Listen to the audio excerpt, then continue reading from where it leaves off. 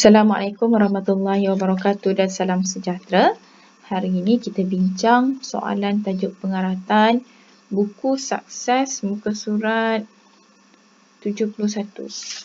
Baiklah, soalan pertama ialah kelaskan objek-objek di bawah mengikut kumpulan yang betul. Okey.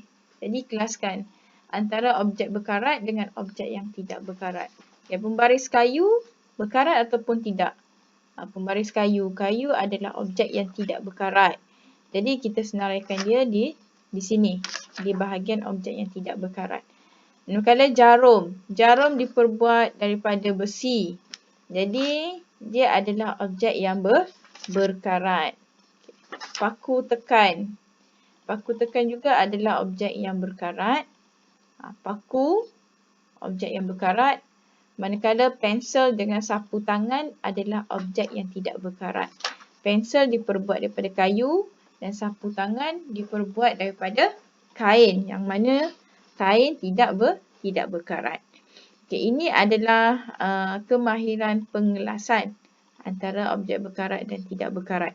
Baiklah, soalan yang seterusnya ialah isi tempat kosong dengan jawapan yang betul. Baiklah, soalan yang pertama. Objek yang diperbuat daripada besi boleh berkarat. Okey, bila dah jawab besi dan boleh berkarat ni, murid potonglah jawapan yang telah dipilih. Okey, soalan nombor 2. Soalan nombor 2 ialah objek yang boleh berkarat dinamakan objek berkarat. Okey, nombor 3. Objek berkarat mempunyai lapisan berwarna terang kemerahan pada permukaan. Permukaan ini kasar dan rapuh. Okey, permukaan kasar dan rapuh serta lapisan kemerahan ini merupakan ciri objek yang berkarat. Ciri objek yang berkarat ada 3. Mempunyai lapisan perang kemerahan, permukaan kasar dan rapuh. Okey, nombor 4. Objek yang diperbuat daripada bahan bukan logam tidak boleh berkarat. Objek ini dinamakan objek tidak berkarat. Okey, baiklah. Apakah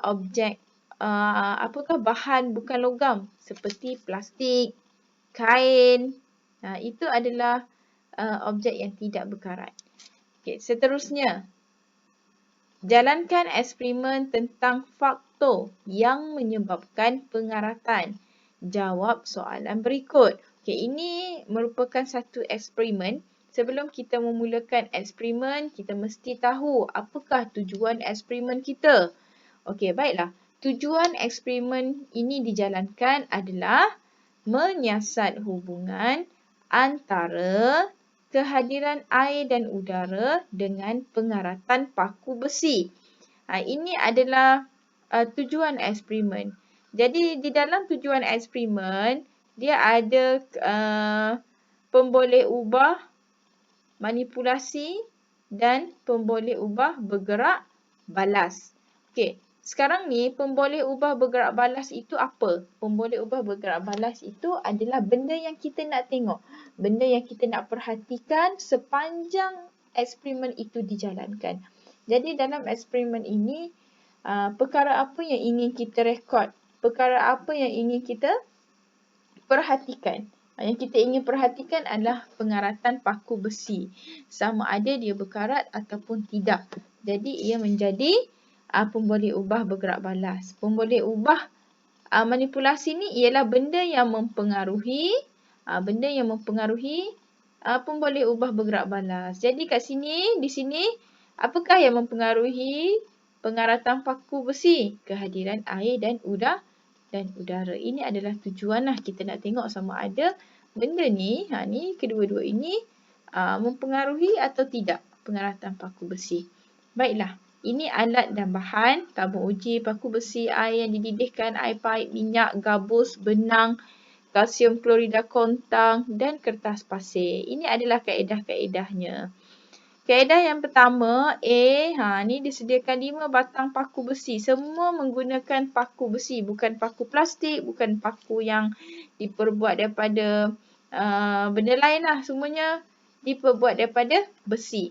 Okey, dalam tabung uji A, paku, lepas tu dia masukkan air pipe. Tabung uji B, paku sahaja tanpa meletakkan apa-apa bahan lain. C, air didih, kemudian ada minyak. D, paku dan kalsium klorida kontang. Dan E, minyak. Semua minyak. Dalam ni semua dia letak minyak. Okey. Jadi kita nak lihat dalam 5 tabung uji ini, dalam tabung uji yang manakah paku dia berkarat dan tabung uji manakah yang paku dia tidak berkarat. Okey. So kita kena jalankan eksperimen ini. Sebolehnya murid-murid buatlah di rumah. Tapi kalau kat rumah yang kalsium klorida kontang ni susahlah nak dapat. Mungkin yang A, B, C, E ni murid boleh buat kat rumah. Okey, baiklah. Kita tengok nombor 4. Paku besi diperhatikan selepas 1 minggu. Selepas 1 minggu. Okey, selepas 1 minggu kita lihat paku mana yang berkarat.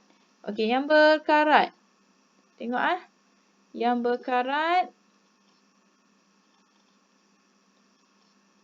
Okey. Tabung uji A berkarat. B berkarat. C dengan D tidak berkarat. E pun tidak berkarat. Sekarang cikgu nak jelaskan kenapa A dengan B berkarat manakala 3 ini tidak berkarat. Seperti yang kita belajar sebelum ini. Okey. Dalam air pipe, pengaratan berlaku apabila ada 2 benda. Air dan udara. Air dan udara. Dalam air pipe, dia ada air. Dan di dalam air pipe juga mengandungi udara. Sebab itulah paku ini berkarat. Dalam ni air pipe, air, of course dia ada air. Dan dalam air pipe ini terdapat kandungan udara. Dan udara daripada luar juga boleh masuk ke dalam tabung uji ini yang menyebabkan paku ini berkarat. Okey, tabung uji B, dia berkarat. Kalau kita lihat dalam tabung uji B ni, air tak ada. Tiada air di dalam bekas B. So, bagaimana paku ini boleh berkarat sedangkan pengaratan itu berlaku dengan hadirnya air dan udara? Okey, buat makluman murid-murid semua. Okey. Dalam bekas tabung uji B ini, dia hanya ada udara. Udara daripada persekitaran. Buat makluman semua, dalam udara persekitaran kita mempunyai wap air. Dalam udara persekitaran kita ada wap air. Jadi di sini adanya air, iaitu wap air dan udara yang menyebabkan berlaku tindak balas dan berlakulah pengaratan. Okey, baiklah kita beralih kepada C. C ni tidak berkarat. Kenapa? Di dalam air didih tidak ada udara. Di dalam air didih tidak ada udara. Apabila air itu mendidih, semua udara telah dikeluarkan. Jadi air didih tidak ada udara. Lepas tu dilapiskan pula dengan minyak. Jadi, udara daripada luar tidak dapat masuk ke dalam air didih. Cikgu ulang sekali lagi, air didih ni tidak ada udara. Kemudian dilapiskan pula dengan minyak yang menghalang daripada udara luar, menghalang udara luar untuk masuk ke dalam tabung uji C. Maka, dalam tabung uji C ini hanya ada air tanpa udara. Jadi pengaratan tidak berlaku.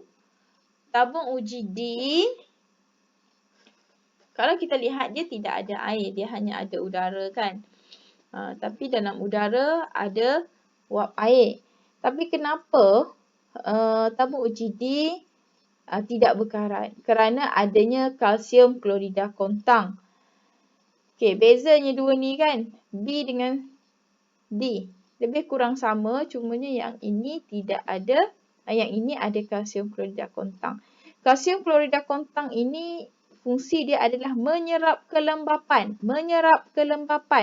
Jadi kalsium klorida kontang telah menyerap uap air di dalam wap air dalam udara di tabung uji ini. Menyebabkan dalam tabung uji ini tidak ada air, tidak ada kehadiran air. Kerana telah diserap oleh kalsium klorida kontang. Manakala E, minyak. Okey, minyak. Seperti kita maklum, dalam minyak, udara tidak dapat masuk ke dalam minyak. Udara tidak dapat masuk ke dalam minyak.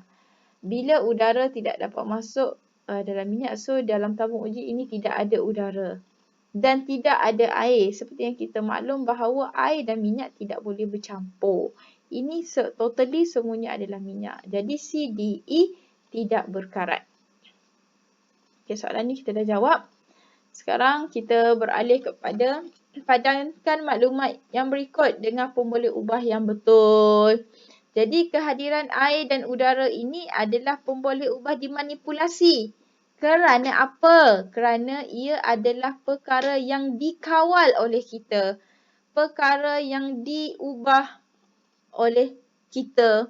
Maksudnya kita yang tentukan sama ada hadirnya air ataupun hadirnya udara. Kita yang ubah-ubah situasi tu.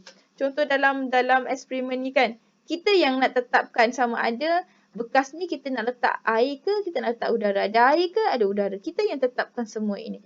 Jadi benda yang kita tetapkan itu, benda yang kita ubah itu adalah pemboleh ubah manipulasi. Dan dia mempengaruhi keputusan kita. Sesuatu yang kita tentukan, sesuatu yang kita ubah, mempengaruhi keputusan eksperimen kita. Itu dipanggil pemboleh ubah manipulasi. Pengaratan paku besi adalah pemboleh ubah bergerak balas. Pemboleh ubah bergerak balas ni ialah hasil daripada eksperimen ini. Okey, jadi hasil daripada eksperimen ini apa? Hasilnya adalah paku itu berkarat dan tidak berkarat. Dan ini yang kita nak lihat. Kita buat eksperimen ini adalah kita nak lihat benda ini, pengaratan paku besi, dan ia menjadi pemboleh ubah bergerak balas. Baiklah. Nyatakan pemerhatian pada paku besi A dan B. Okey, pemerhatian ni apa yang kita lihat? Apa yang kita nampak? Okey, yang kita nampak adalah paku besi A dan B berkarat. Yes, kita nampak. Nampaknya lah berdasarkan pemerhatian di atas ini. Kalau kita salah jawab kat sini, maka jawapan kita kat bawah pun akan salah. So, pastikan jawapan kat atas ini betul. Okey, kalau kita jawab A dengan B berkarat. Contoh A dengan B. Pemerhatian kita, paku besi A dan B. Yes. Sebab dia minta A dengan B je kan. So, A dengan B berkarat. Berikan satu inference. Inference ni sebablah kenapa dia berkarat. So, jawapan dia adalah paku besi A dan B berkarat kerana terdedah kepada air dan udara. Paku besi A dan B berkarat kerana terdedah kepada air dan udara. Baiklah, nombor 4. Apakah kesimpulan yang boleh dibuat daripada penyiasatan ini? Kesimpulan ni sama juga dengan rumusan. Apa yang kita dapat rumuskan? Yang kita dapat rumuskan adalah objek besi akan berkarat apabila didedahkan kepada air dan udara. Daripada eksperimen tadi, kita faham bahawa objek besi ni berkarat bila didedahkan kepada air dan udara. Okey, boleh ya? Okey, sampai situ sahaja untuk perbincangan kali ini. Terima kasih.